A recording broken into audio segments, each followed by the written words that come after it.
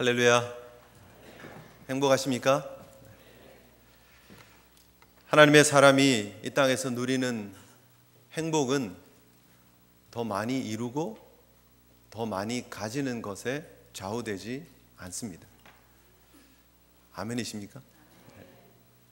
우리가 더 많이 가질 때도 있고요, 가진 것이 우리의 손가락 사이로 빠져나갈 때도 있고요, 건강할 때도 있고요, 아플 때도 있고요, 성취할 때도 있고요, 내려놓을 때도 있습니다. 여러분, 우리가 인생을 살면서 착각하는 것이 뭐냐면, 우리가 어떠한 이루려고 하는 어떤 꿈 혹은 내일 어떤 그림들이 있어요. 그리고 그것을 이루기 위해서 산다라고 생각을 해요. 그리고 그것이 내가 행복해지는 이유라고 생각해요. 문제는 뭐냐면, 그 자리에 가기까지 살아가는 이 모든 과정이 불행한 거예요. 그때가 행복한 순간이면 그 상황을 이루기 전까지의 순간들, 오늘 나의 일상들, 나의 오늘의 삶들, 이루지 못한 그 상황 속에서 우리는 행복할 자격들이 혹은 조건들이 없다라는 그런 삶을 살 수밖에 없다라는 거죠. 그래서 우리가 행복에 대한 정의를 잘 생각해야 합니다. 주식 혹시 하시는 분 계십니까? 많지는 않으시겠죠. 저도 전혀 모릅니다. 문외한입니다. 그냥 신문을 통해서 잠깐 주워 들은 얘기 잠깐 하겠습니다. 주식을 하면서 사람들이 이렇게 실수하고 이 재산을 까먹는 이유가 뭘까? 실기해서 때문에 그렇대요. 기회를, 타이밍을 놓쳐서 그렇다라고 얘기를 많이 하더라고요. 왜 타이밍을 놓치느냐 하는 거예요. 여러분, 이게 주식을 하는데 정말 어려운 게 언제 사고 언제 파느냐를 제대로 알아야 되잖아요. 이게 사야 될 타이밍인가? 이게 지금 이젠 다 올라갔어, 이제는 지금 사면 너무 늦어 하는데 계속 올라가기도 하고요, 이젠 다 떨어졌어, 그리고 있는데 계속 뚝뚝뚝 떨어지기도 하고 그런다는 거예요. 그래서 이게 타이밍을 잡는 게 너무 어려운데, 사람들이 많은 경우 특별히 파는 타이밍을 놓쳐서 손해보는 경우들이 많다라는 거죠. 근데 전문가들은 자기가 가지고 있는 자기 이제 그 선이 있잖아요. 이렇게 지금 최고의 선에서 20% 예를 들면 20%가 딱 떨어지면 그냥 무조건 팔아버린대요. 손해가 20%가 딱 나면 더 이상 보지 않는데요. 그냥 딱 팔아버리고 절손 아닌가, 손해를 최소한 하겠다, 그리고 나 지금 팔아버리겠다고 팔아버린대요. 그런데 개미 투자자들은 그게 잘 안 되는 거예요. 왜 안 되느냐? 예를 들면 이런 거예요. 예를 들면 100불을 주고 지금 샀어요, 주식을. 그런데 이게 올라갔어요, 조금씩. 그게 110불이 되더니 120불이 되고 120불. 근데 이게 갑자기 내려가기 시작하는 거예요. 다시 115불, 110불 이렇게 하고 쭉 내려가잖아요. 그러면 사람들이 뭘 생각하느냐 하면, 자기가 지금 100불 주고 투자를 했는데 지금 105불로 떨어져도 올라간 거잖아요. 자기가 5불 남긴 거잖아요. 근데 5불 남긴 걸 생각을 안 하는 거예요. 지금 팔아도 괜찮아 하고 딱 팔면 되는데 못 판다는 거예요. 왜요? 한때 이게 120불이었기 때문에. 이게 원래 120불짜리인데 지금 105불에 어떻게 팔아, 이게 얼마나 손해야 라고 해서 못 판다는 거예요. 여러분, 우리가 이 땅의 삶을 살면서 우리가 생각하는 그런 가치관에 이런 그림들이 그려져 있지 않느냐는 거예요. 뭔가를 이렇게 가지고 내가 누리고 올라가고 하는 그런 타이밍, 그리고 그것이 내 거라고 생각하는 거예요. 내가 누려야 되는 당연한 그런 것들. 그래서 이 내려오는 상황을 준비를 못하는 거예요. 내가 이만큼 가지고 있었는데, 내가 이것이 원래 내 밸류였는데 하는 그런 생각들 때문에 자꾸 거기에 묻혀 있는 것 같아요. 혹은 우리가 추구하려고 하는 목표라고 하는 그런 목표 수치 때문에 우리가 지금 행복하지 못하게 살고 있는 건 아닌가 생각해 봅니다. 여러분, 결국 우리 하나님의 사람들이 누려야 되는 행복은 오늘 여기에 하나님의 백성으로 예배하고 있다는 사실에서 확인되어지고 있다고 저는 믿습니다. 하나님의 통치가 우리의 삶 가운데 이루어지고 있고, 내가 하나님의 백성이 되었고, 내가 지금 하나님이 주시는 이 축복의 믿음의 길을 걷고 있다는 것, 이 자체가 하나님이 우리에게 주시는 행복의 조건인 줄 믿으시기를 바랍니다. 이거면 되는 거죠. 이것이면 충분합니다 라고 고백할 수 있는 믿음의 성도들 되시기를 주님의 이름으로 축복합니다. 창세기를 통해서 우리가 보았던 은혜는 무엇입니까? 하나님께서 그 하나님 나라의 축복을 하나님의 사람들에게 주시기를 원하셨다는 거예요. 여러분 잘 생각해 보세요. 우리의 삶에 적용을 해보면 이런 거예요. 하나님이 아브라함을 부르셨습니다. 범죄한 인류의 소망 없는 내일에 대한 대책으로 여자의 후손으로 오셔서 우리에게 영원한 축복을 주실 그 하나님의 역사하심을 상징적으로 드러내는 하나님의 백성들을 만드시기 위해서 하나님이 아브라함을 부르셨어요. 이삭을 부르셨어요. 야곱을 부르셨어요. 그리고 야곱의 아들들을 통해서 하나님의 나라를 만들어 가시는 과정을 우리가 창세기를 통해서 보았습니다. 그런데 여러분 잘 생각해 보세요. 아브라함의 입장에서 그의 삶이 매일매일 행복할 수 없었던 이유를 찾자면 뭐예요? 하나님이 약속하신 것이 자신의 삶에 이루어진 것 같지 않았다는 거예요. 그렇지 않습니까? 하나님 분명히 75세에 부르셔가지고 하나님이 약속할 땅으로 가라 그러셨고 분명히 큰 민족을 이루시겠다고 하셨고 복으로 삼겠다고 하셨는데 살아가는 그 삶의 모습을 보면 아들 하나 품에 안은 것 외에는 아무것도 없는 것 같아요. 약속이 이루어지지 않은 것 같아요. 그러면 아브라함의 25년이 늘 불행할 수밖에 없느냐는 거예요. 100세의 아들을 얻을 때까지 그의 인생이 그런 갈등과 고민의 연속이어야 하느냐는 거예요. 그렇지 않잖아요. 하나님이 가라 했을 때 그 하나님의 명령에 따라서 순종하기 시작한 그 발걸음부터 이미 아브라함은 하나님의 나라의 백성으로서의 삶을 살고 있다는 거예요. 우리의 삶에 적용해도 똑같습니다. 하나님이 우리에게 이루실 그 어떤 내일의 모습을 보면서 물론 우리가 천국을 꿈꾸면서 사는 건 맞습니다만 오늘 우리의 삶 속에 하나님의 통치와 다스림이 있다는 사실을 기억하고 지금 오늘 우리가 예배드리는 이 순간 하나님의 은혜를 기억하시고 이 땅에서 이미 하나님 나라의 백성으로서의 삶을 살아가시는 저와 여러분 되시기를 주님의 이름으로 축복합니다. 그게 성경이 우리에게 보여주기 원하시는 그림입니다. 하나님의 약속이 하나님의 신실하심이 계속되어지고 있고 하나님은 그 일을 완성해 가고 계시기 때문에 그 완성의 과정을 향해서 구원의 완성을 향해서 하나님 나라를 위해서 가시는 이 하나님의 역사하심을 우리가 영적인 눈으로 보고 그 하나님을 따라가는 이 삶이 행복한 삶이라는 거예요. 매일매일 그 주님의 동행을 하나님의 역사하심을 믿음으로 확신하시고 힘차게 복된 걸음 걸어가시는 저와 여러분 되시기를 주님의 이름으로 축복합니다. 하나님이 아브라함에게 주신 그 약속이 이삭을 통해서 야곱을 통해서 점점 더 구체화 되어졌습니다. 그리고 하나님이 분명히 그들을 통해서 하나님의 나라를 완성하겠다고 하셨어요. 하나님이 그들을 불렀습니다. 그런데 그들이 하나님 나라가 되기 위해서는 국민이 필요하고 그죠? 땅이 필요하고 주권이 필요하다 이렇게 말씀을 드렸는데 땅은 이미 주어졌어요. 하나님께서 애굽 강에서부터 큰 강 유브라데까지 내 자손에게 주겠다. 겐 족속, 그니스 족속, 간몬 족속, 헷 족속, 브리스 족속, 르바 족속, 아모리 족속, 가난 족속, 기르가스 족속, 여부스 족속의 땅. 그 땅이 이미 경계가 주어졌어요. 그 땅을 주시겠다고 약속하셨어요. 그리고 하나님의 통치가 지금 이루어지고 있기 때문에 빠진 게 한 가지가 있어요. 뭐죠? 하나님의 백성을 만들어야 되는 하나님의 민족을 만들어야 되겠어요. 창세기 12장에 보면 하나님 주신 약속이 사실은 이랬습니다. 문자적으로 얘기를 하면 너는 너의 고향과 친척과 아버지의 집을 떠나 내가 내게 보여줄 땅으로 가라. 그 땅이 지금 무슨 땅인지는 알아요. 막벨라 굴이 있는 그 땅, 가나안 땅.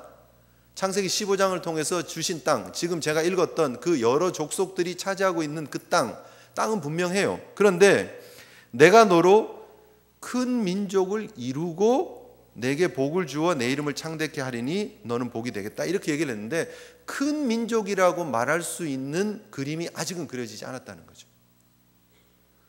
하나님 분명히 그림은 그렇게 그려주셨는데 청사진은 그렇게 그려주셨어요. 밑그림이 그려진 거죠.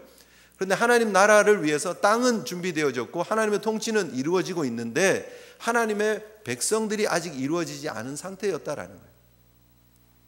그래서 하나님이 그 일들을 더 구체화시키시면서 하나님의 백성을 만드시고 그리고 그들을 출애굽시키시면서 하나님의 나라, 하나님의 통치와 다스림 있는 하나님의 나라로 삼으시고 그리고 그들을 시내산에서 언약을 통해서 나는 너의 하나님이 되고 너희들은 내 백성이 될 것이다 라고 하는 그런 언약의 관계로 부르시는 모습을 우리가 출애굽기를 통해서 보게 되는 것입니다.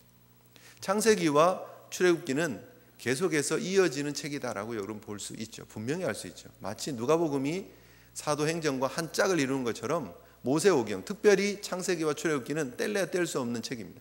같은 책이다, 같이 연결되어지는 책이다, 이렇게 보시면 되겠습니다. 오늘 하나님께서 어떻게 하나님 나라를 구체화시켜 나가는가, 어떻게 실현시켜 나가는가에 대한 모습을 우리가 함께 살펴보려고 합니다. 먼저 우리가 볼 수 있는 것은 이겁니다.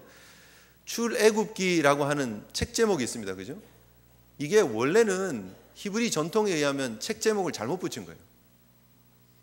원래 히브리 사람들이 성경에 책 제목을 붙일 때는 성경에 제일 첫 번째 나타난 단어로 책 이름을 합니다. 그래서 In the beginning, 태초에 라고 하는 그런 제목으로 창세기의 이름을 삼습니다. 그리고 이 출애굽기라고 하는 것은 그리고 그들의 이름은 이러하니라가 첫 번째 단어예요. 첫 번째 단어. 오늘 본문에 보면 아들들의 이름은 이러하니라 요 나오잖아요. 그죠? 요 단어가 맨 먼저 나오는 거예요. 그래서 그리고 그들의 이름은 이러하니라가 첫 단어예요. 그러면 이 출애굽기서는 원래는 뭐 해야 돼? 그리고 그들의 이름은 이러하니라 1장 보겠습니다. 이렇게 해야 돼요. 그게 원래 제목이어야 돼요. 그런데 이거를 히브리어로 된 이 출애굽기를 헬라어로 번역을 했었어요. 70인의 랍비들이 모여가지고 번역을 합니다. 그래서 그거를 70인역이라고 얘기를 하는데, 그 septuagint에서 내용을 중심으로 해서 이거는 그리고 그들의 이름이 이러하니라고 제목을 붙이기는 좀 그러니까 내용적으로 봤을 때 이게 출애굽 하는 거니까 출애굽기라고 합시다라고 해서 떠남이라고 하는 그런 단어를 사용하는 거예요. 탈출이라고 하는 단어를 사용하는 거예요. 그래서 그 단어가 라틴어로 번역되어지고 영어로 번역되어지고 그리고 우리까지 지금 이어지는 것입니다. 그래서 엑소더스라고 하는 단어가 지금 사용이 되어지고 출애굽기가 주어집니다. 그런데 제가 여기서 왜 이런 얘기를 하고 있느냐 하면 원래는 이랬다는 거예요. 원래는 그리고 그들의 이름은 이러했다라는 거예요. 그게 출애굽기 시작이에요. 여러분, 그런데 이것이 너무너무 은혜가 되지 않습니까? 오늘 이 출애굽기를 통해서 우리가 받을 수 있는 하나님의 놀라운 은혜는요, 그리고의 은혜입니다. 하나님이 약속하신 그 하나님의 약속이 아브라함에서부터 시작해서 요셉으로 끝나지 않았다는 거예요.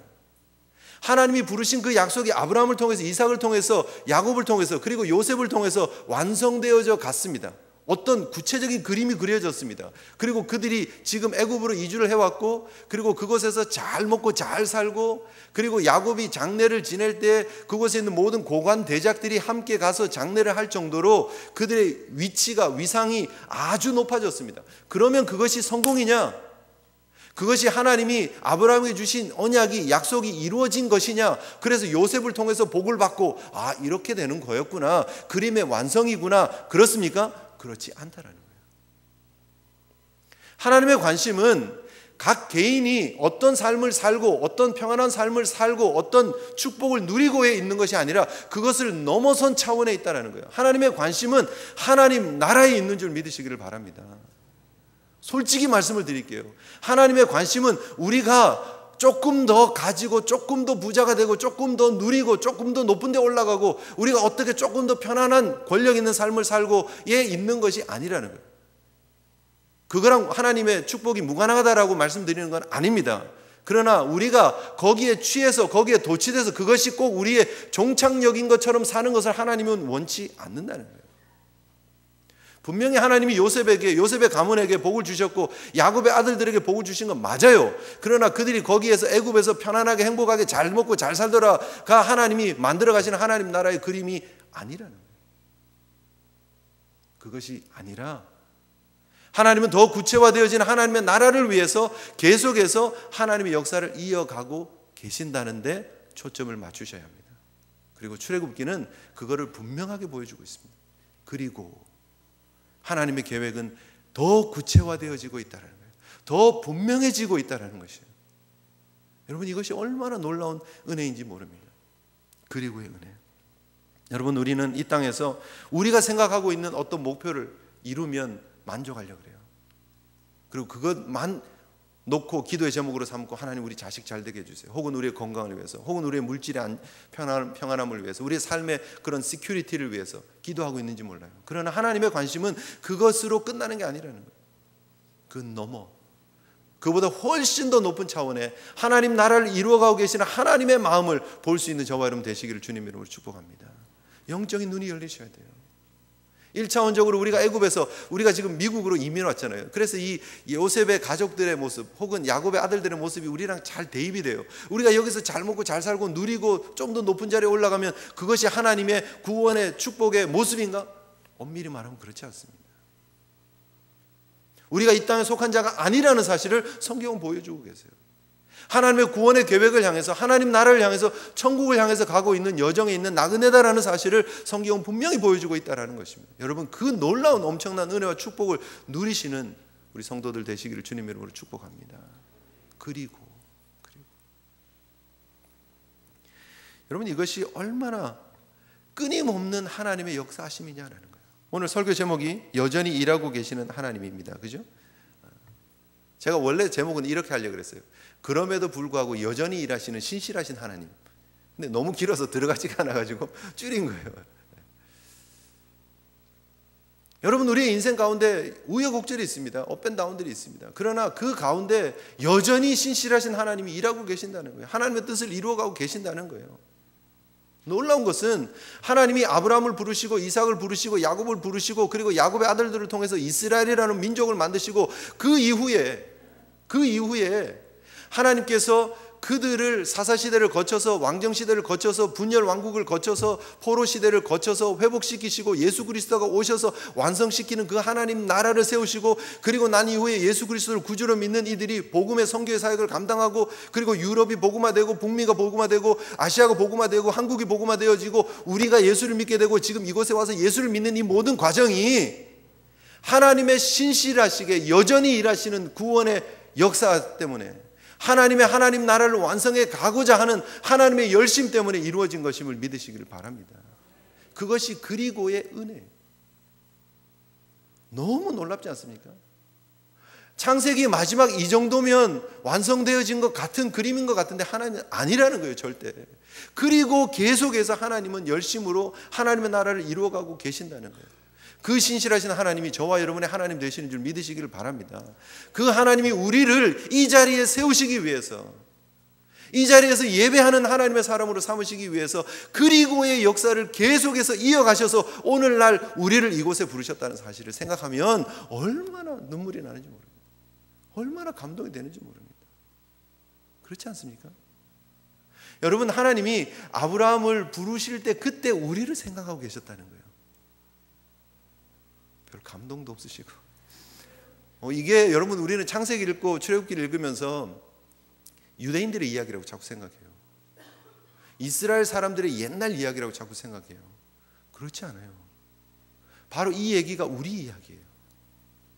하나님이 우리를 하나님의 자녀로 삼기 위해서 이어가셨던 하나님의 구원의 역사, 그리고 하나님이 이런 일을 하셨고, 그리고 하나님이 이런 일을 하셨고, 그리고 하나님이 이런 일을 하셨고, 그리고 예수 그리스도께서 십자가와 부활을 통해서 우리의 구원을 완성하셨고, 그리고 사도 바울을 통해서 복음이 확장되어지고, 그리고 이름 없는 수많은 전도자들 통해서 복음이 확장되어지고, 그리고 우리가 언더우드 아펜셀러 선교사님을 통해서 복음을 받아들이고, 그리고 우리가 이곳에 모서 예배드리고 있다라는 거예요. 놀라운 은혜가 아닐 수 없습니다. 여러분, 우리 한 영혼 한 영혼을 사랑하셔서 구원하시기 위해서 이루어 가시는 하나님의 그리고의 은혜를, 하나님의 그리고의 주권을 믿으시는 저와 여러분 되시기를 주님 여러분 축복합니다. 우리가 이곳에 와 있는 건 우연이 아니라는 거예요. 하나님의 필연적인 사랑, 하나님의 선택이 얼마나 강력한지, 우리를 하나님이 부르시고 하나님의 자녀로 삼으시고 우리를 구원하시려고 하는 하나님의 열망이 얼마나 분명한지 하나님의 열심을 통해서 보여지고 있는데, 그것이 교회의 역사고 복음의 역사고 우리가 예수 믿고 있는 것이, 이것이 흔적이고 증거라는 거예요. 계속해서 여러분 그 놀라운 은혜를 감사하시면서 감격하시면서 살아갈 수 있는 저와 여러분 되시기를 주님 이름으로 축복합니다. 여러분, 이 말씀을 누가 듣고 있다고요? 출애굽한 광야 세대들이 지금 듣고 있습니다. 약속의 땅을 바라보고 있는 그 사람들이 첫 번째 오디언스입니다. 그들이 지금 이 말씀을 보면서 그 신실하신 하나님이 그리고 이런 일들을 하셔서 그 결과가 우리구나라고 생각하면 그들이 얼마나 감동이 되었었겠어요. 그 감동을 우리도 느껴야 된다는 거예요. 제가 여러분들에게 말씀드리고 싶은 거는 우리가 예수 믿으면서 이 하나님의 열심, 하나님의 신실하심, 끊임없이 일하시고 계시는 그 하나님의 모습을 우리가 놓쳐버릴 때가 너무 많아요. 우리가 뭔가를 한 것처럼 생각해요. 그래서 그 은혜를 자꾸 너무 이렇게 간과하고 살아가고 있는 때가 너무 많다는 거예요. 우리가 뭔가 자격이 있어서 우리가 뭔가를 해서 구원 얻은 것처럼 착각하고 있습니다. 시작도 하나님이셨고 완성도 하나님이신 줄 믿습니다. 그 일을 지금도 이루어가고 계시는 분이 하나님이시다는 거예요. 여러분, 그리고의 역사를 여러분을 통해서 계속해서 하나님은 이어가시고 싶어 하십니다. 그리고 우리를 통해서 사카테카스에 하나님이 복음의 역사를 이루어 가셨다고. 복음률이 1%도 채 안 되는 그 지역에 시골로 나가면 선교사님이 찾아가 보면 거긴 정말 예수 믿는 사람을 찾기가 정말 어려울 정도로 힘들고 어려운 지역입니다. 복음화율이 너무너무나 낮아진 그곳에 그리고 하나님이 그 사카테카스에 하나님의 복음의 역사를 이루어 가셨다고. 그리고 하나님이 우리 제일교회를 사용하셨다고. 하나님의 그 계속되어지는 역사에 동참하시는 축복을 누리시는 우리 성도들 되시기를 주님의 이름으로 축복합니다. 그 하나님이 오늘도 하나님 나라를 확장하고 계세요. 하나님 쉬시지 않으세요. 주님 오시는 그날까지 여러분 이 귀한 사역 제대로 감당할 수 있는 저와 여러분 되시기를 주님의 이름으로 축복합니다. 오늘 본문에 왜 이게 그리고가 이게 흔적이 될 수 있죠, 그죠? 이게 창세기랑 출애굽기가 이렇게 연결되는구나. 두 번째 모습 보십시오. 이스라엘 아들들의 이름은 이러하니라는 표현이 있습니다, 그죠? 애굽에서 내려간 이스라엘의 아들들의 이름은 이러하니라. 여러분 어디서 본 표현 같지 않습니까? 출애굽기 1장 1절의 표현이 창세기 46장 8절의 내용하고 표현이 똑같습니다. 애굽으로 내려간 이스라엘 가족의 이름은 이러하니라. 이 6단어가 출애굽기 1장 1절에 애굽에 이른 이스라엘 아들들의 이름은 이러하니 이 똑같습니다. 이 6단어가 똑같이 반복되어집니다. 이 창세기와 출애굽기가 계속해서 이어지는 역사다라는 사실을 우리가 보게 됩니다. 그런데 그 역사에 이어지는 연결고리가 뭐냐? 애굽으로 이주한 야곱의 가족 70명. 그 연결고리로 지금 출애굽기를 시작을 하는 거예요. 뭘 지금 보여주려고 하고 있습니까? 하나님의 계획은 멈춘 게 아니다. 하나님께서 아브라함 한 사람을 불러서 사용하셨지만 지금 70명으로 하나님께서 키우셨다. 그런데 그 하나님의 역사하심이 이걸로 끝난 게 아니다라는 거예요. 하나님께서 약속하신 하나님 나라의 완성을 위해서 이 70명으로 출발한 이 야곱의 아들들이 큰 민족을 이루게 되었다라는 사실을 오늘 본문을 통해서 보여주고 있는 것입니다. 7절을 한번 보십시오. 7절 같이 한번 읽겠습니다. 시작. 이스라엘 자손은 생육하고 불어나 번성하고 매우 강하여 온 땅에 가득하게 되었더라. 여러분 불어나고 번성하고 가득했다라는 표현이 몇 번 나옵니까? 대충 우리 한글로 봐도 딱 표가 나죠. 몇 번 나옵니까? 5번 나옵니다. 5번. 생육했고 불어났고 번성했고 강해졌고 가득했다라는 거예요. 5번 반복됩니다. 네. 여러분 히브리적인 표현을 이렇게 우리가 좀 생각을 해보면요, 우리 한국말도 5번씩 강조하지 않잖아요. 엄청난 강조예요. 지금 뭘 보여주고 있는 것입니까? 하나님의 번성의 축복을 보여주고 있는 것입니다. 이게 지금 창세기 언어가 지금 출애굽기로 계속해서 이어지고 있다는 것이고요, 하나님께서 완성하기 원하는 하나님 나라의 모습이 이런 번성을 통해서 지금 보여지고 있다는 것이죠. 여러분이 보고 있는 것처럼, 여러분이 알고 있는 것처럼 창세기 1장 28절에 하나님께서 인류를 만드셨습니다. 천지를 창조하시고 나서 인류를 만들고 아담에게 주신 말씀입니다. 아담과 하와에게 창세기 1장 28절입니다. 하나님이 그들에게 복을 주시며 하나님이 그들에게 이르시되 생육하고 번성하여 땅에 충만하라. 땅을 정복하라. 바다의 물고기와 하늘의 새와 땅에 움직이는 모든 생물을 다스리라 하셨습니다. 그죠? 이 번성의 언어가 있습니다. 창세기 9장 1절에 보면 하나님께서 노아를 살리시고 난 이후에 주신 축복이 있습니다. 9장 1절에 하나님이 노아와 그 아들들에게 복을 주시며 그들에게 이르시되 생육하고 번성하여 땅에 충만하라 얘기를 하십니다. 여러분 이 땅에 번성하고 충만하게 되어지는 이 그림이 하나님이 하나님 나라를 완성해 나가는 그림입니다. 비록 미약하지만 하나님의 나라가 종래에는 궁극적으로는 창대해지게 될 것이다라는 그림을 우리에게 보여주고 있는 것입니다. 이스라엘이라고 하는 가정, 한 가정, 야곱의 가정에서부터 출발한 이 이스라엘이 유대 민족을 이루게 되고 결국 그들이 출애굽에서 하나님의 나라의 모형이 되었던 것처럼 우리의 구원의 모습도 그렇다는 거예요. 예수 그리스도를 통해서 이루어진, 완성되어진 하나님의 구원의 원 역사를 통해서 주고 있는, 원 복음을 통해서 주고 있는 여자의 후손이 뱀의 머리를 짓밟게 될 것이라고 하는 그 언약의 완성이 예수 그리스도의 십자가를 통해서 완성되어졌습니다. 그리고 그 작은 미약한 예수 그리스도를 구주로 영접하는 자들을 정말 잡아 죽이는 그런 핍박과 압제 가운데서도 이 복음은 창대해졌다는 거예요. 전 세계를 뒤덮었다는 거예요. 오늘 우리가 예수 믿는 이 모습까지 이르도록 앞으로도 더 창대해질 하나님의 나라의 모습입니다. 겨자씨와 같은 그 작은 씨앗이 자라서 나중에 새가 깃들게 되어지는, 번성하게 되어지고 창대해지는 그 그림이 바로 하나님 나라의 모델이라는 것입니다. 예수 그리스도를 통해서 완성되어질 하나님의 나라는 이런 번성의 모습입니다. 오늘 창세기를 통해서 그리고 출애굽기를 통해서 우리에게 보여주고 있는 것이 바로 이런 모습입니다. 하나님이 얼마나 신실하게 이 일을 이루어 가시는가. 여러분, 지금 오늘 성경에는 분명히 5절에 야곱의 혈에서 나온 사람이 70명이다 이렇게 얘기를 했습니다. 70이었습니다. 그런데 바로 이어지는 이 출애굽의 배경은 한 나라가 출애굽하는 겁니다. 출애굽기 12장 37절에 보면 이스라엘 자손이 라암셋을 떠나 애굽을 떠나 숫곳에 이르니 유아외에 보행하는 장정이 60만 가량이었다 그랬어요. 60만 명. 몇 명에서 출발했는데요? 70명에서. 지금 몇 명이라고요? 60만. 장정만 60만이라는 거예요. 한 집에 한 명씩 전쟁하러 나왔다고 치면 여기 전쟁을 할 수 있는 장정의 숫자인데 한 집에 한 명씩만 나왔다고, 한 명씩만 했다고 적게 잡아도 여러분 계산을 해보세요. 그 집안의 어른들도 있을 거 아니에요. 그죠? 부모님들 계실 거 아닙니까? 그리고 와이프도 있을 거 아니에요. 전쟁 안 하는 부인이 있을 거 아니에요. 그죠? 한 명만 부인이라고 쳐도 부인이 있을 것이고 자식이 있을 거잖아요. 60만이 그 장정이 여기 포함되었다고 쳐도, 한 부모님 두 분 중에 한 분이 돌아가셨다고 쳐도 적게 잡고 적게 잡고 적게 잡아도 5인 가정으로 생각하면 60만이면 몇 명입니까? 300만 정도 돼요. 300만. 적게 잡아도요. 엄청난 역사 아닙니까? 하나님이 창세기를 통해서 계속해서 주려고 했던, 아브라함을 통해서 큰 민족으로 이루겠다고 하신 그 약속이 분명히 이루어졌다라는 거예요.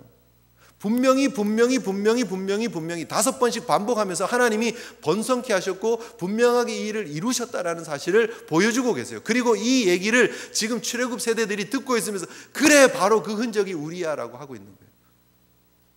저와 여러분 이 모습을 보면서 기억해야 될 것이 무엇입니까? 하나님의 신실하심이, 하나님의 나라가 그래 우리를 통해서 이루어졌어. 이렇게 정말 5대양 6대주에 하나님 믿는 수많은 사람들이 있고 교회가 세워지고 지금도 복음이 확장되어지고 있는 이 흔적이 하나님의 신실하심이야 라고 고백할 수 있는 저와 여러분 되시기를 주님의 이름으로 축복합니다.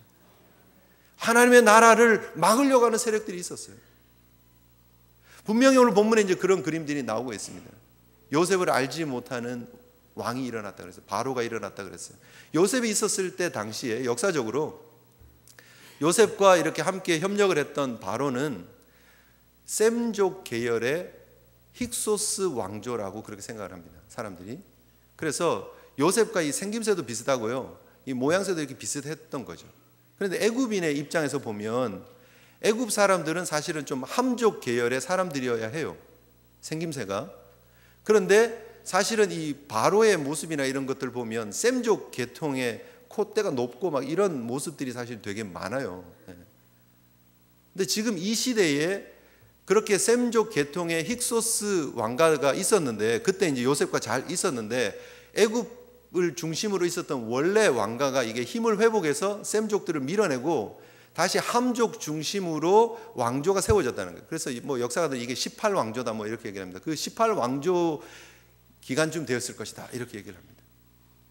그런데 그때에 이 유대인들을 보니까 이 숫자들이 자꾸 불어나는 거예요. 지금 그렇지 않아도 셈족에 의해서 한번 왕조가 넘어간 적이 있었던 이 18왕조 입장에서 보면 다시 이게 넘어가는 것에 대한 염려가 있겠습니까? 없겠습니까? 있죠. 외세가 왔을 때에 유대인들이 협력해서 옛날 셈족의 그런 왕가를 회복하려고 하는 모습들이 있을 수 있다라고 생각을 하는 거예요. 그게 겁이 나는 거죠. 그러니까 이들을 눌러놓는 것밖에 없는 거예요.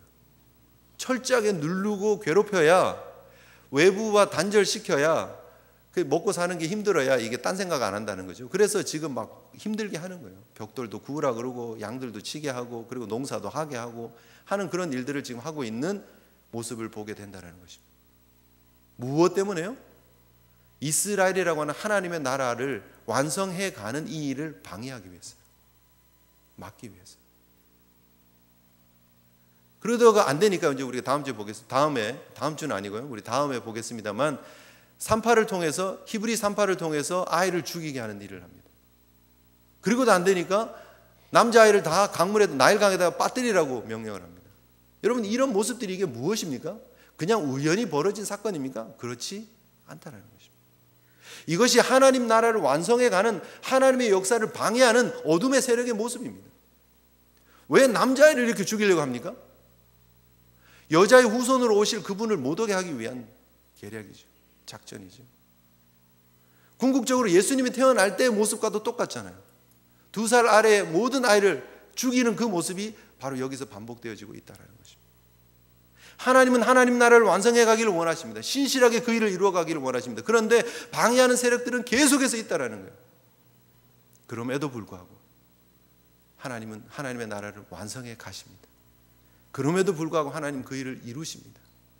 하나님이 모세를 예배하셔서 이스라엘의 중보자로 삼으시고 그 모세를 건지셔서 이스라엘을 출애굽시키시고 하나님과 하나님의 백성들의 그 언약의 중보자로 삼으신 것처럼 하나님께서 하나님 나라를 완성해 나가는 그 그림은 우리를 통해서 완성되어지고 있고, 예수 그리스도께서 모세의 실체로 등장하셔서 예표로 그림자로 보여주고 있는 그 모세의 중보의 사역을 예수 그리스도께서 하나님과 우리 사이에서 완성해 주셨다는 사실, 그리고 그 예수 그리스도께서 우리를 정말 노예의 상태에 있는 애굽 백성들에게 시달리고 있는 그 이스라엘 백성들을 건져낸 것처럼 예수 그리스도께서 모세의 실상으로 오셔서 우리의 압제당하고 있고 어둠 가운데 있고 정말 눌려있는 그 상황에서 건져내셔서 하나님 자녀로 이끌어 가시고 하나님 백성으로 삼으시는 그 사역을 예수 그리스도께서 완성하셨다는 사실입니다. 우리가 이 출애굽기를 통해서 볼 수 있는 하나님의 분명한 역사를 이렇게 기억해야 하는 것입니다.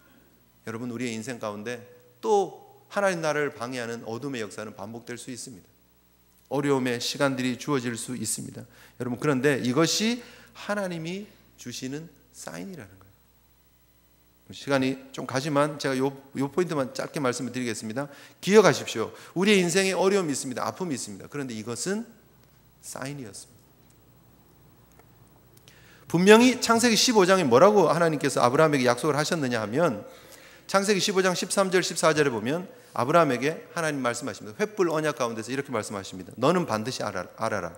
내 자손이 이방에서 객이 되고 그들을 섬기고 400년 동안 내 자손을 괴롭힐 것이다.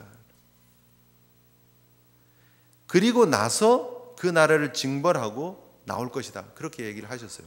창세기 15장 13절 14절에 분명히 그들을 섬기는 모습이 그려져 있었어요. 분명히 그들이 괴롭힘을 당하는 모습들이 그려져 있었어요. 이것은 하나님이 계획하셨던 일이에요.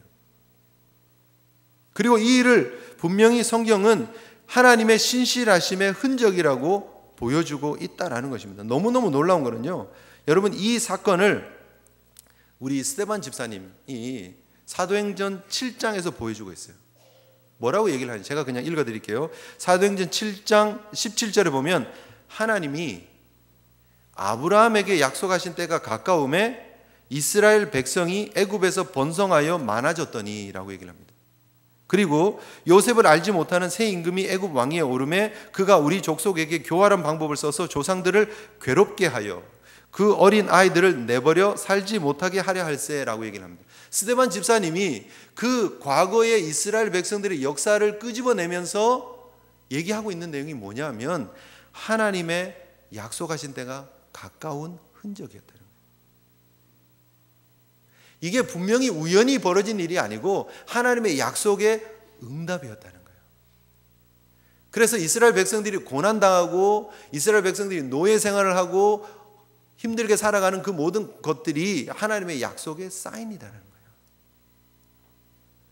여러분, 우리 인생에 하나님이 왜 어려움을 주십니까? 왜 아픔을 주십니까? 왜 예수를 믿는데, 교회 다니는데 왜 우리의 삶이 이렇게 힘들고 어렵습니까? 하나님의 약속을 기억하시는 저와 여러분 되시기를 소원합니다. 그게 끝이 아니라는 거예요. 고난이 끝이 아니라는 거예요. 고난 넘어 역사하시는 하나님의 은혜가 있다라는 거예요. 하나님은 오히려 이 고난을 통해서 우리의 구원을 더 분명하게 보여주시기를 원하신다는 거예요. 여러분, 그들이 만약에 애굽에서 편안하게 귀족 대접받고 잘 먹고 잘 살았으면 그들이 출애굽할 생각이 있었겠습니까? 그렇지 않잖아요. 그들의 삶이 너무 평안했으면 그들이 막 하나님 앞에 부르짖기를 했겠습니까? 모세를 기다렸겠습니까? 그들이 출애굽하자 그럴 때 좋다 하고 나왔겠습니까? 그렇지 않다라는 거예요. 이 땅이 살만한 땅이 되면 안 돼요.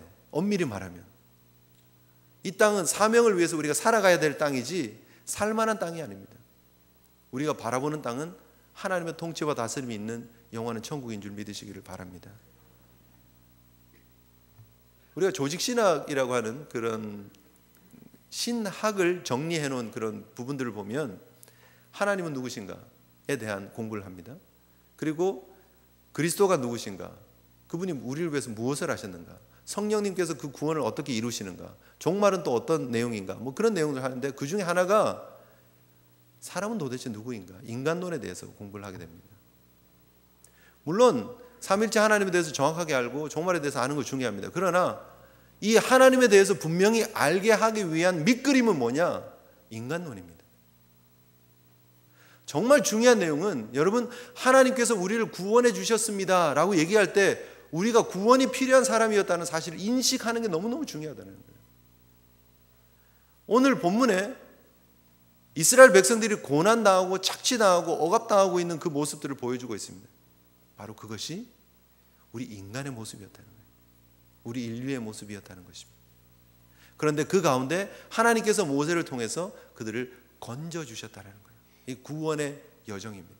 그리고 그 구원의 여정의 가장 첫 출발은 대책 없이 어둠 가운데 착취당하고 있는 이스라엘의 모습이 그려져야 됩니다. 바로 그것이 우리의 모습입니다. 어둠의 세력이 우리를 장악하고 우리를 올무로 붙잡고 우리에게 주인 노릇하고 왕 노릇하는 어둠의 세력에 대해서 우리가 인식해야 됩니다. 대책 없고 소망 없는, 그래야 우리의 유일한 중보자 예수 그리스도를 소망할 수 있습니다. 그래야 하나님께서 우리에게 완성하신 구원의 그림을 완벽하게 볼 수 있습니다. 여러분, 이 하나님께서 모세를 통해서 이스라엘을 구원하셨던 것처럼 하나님께서 예수 그리스도를 통해서 우리를 구원하신 놀라운 역사가 우리 가운데 이미 이루어졌음을 믿으시기를 바랍니다.